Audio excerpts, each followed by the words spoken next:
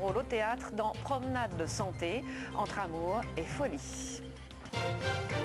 Mais on va d'abord commencer ce journal en faisant un premier bilan des soldes, puisqu'elle se termine demain. En fait, c'est très moyen pour le petit commerce, mieux pour les grands magasins et carrément euphorique pour les sites internet.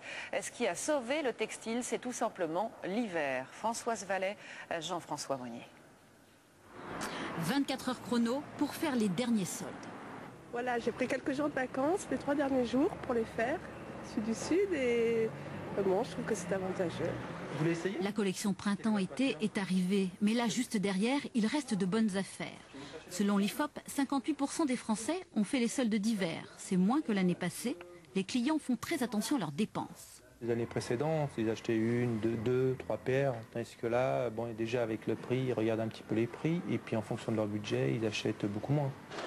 Les réductions ont commencé fort, moins 30, moins 50%, la deuxième des marques, est même arrivée plus tôt.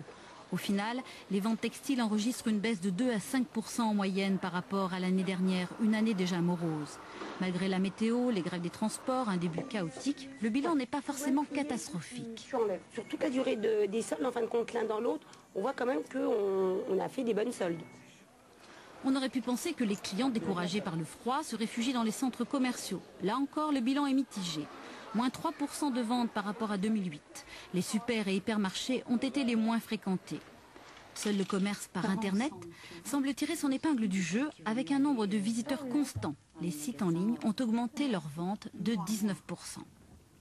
Les soldes s'arrêtent demain à minuit, sauf dans certains dom-toms comme à Saint-Pierre-et-Miquelon, où vous aurez jusqu'au 24 février pour faire de bonnes affaires.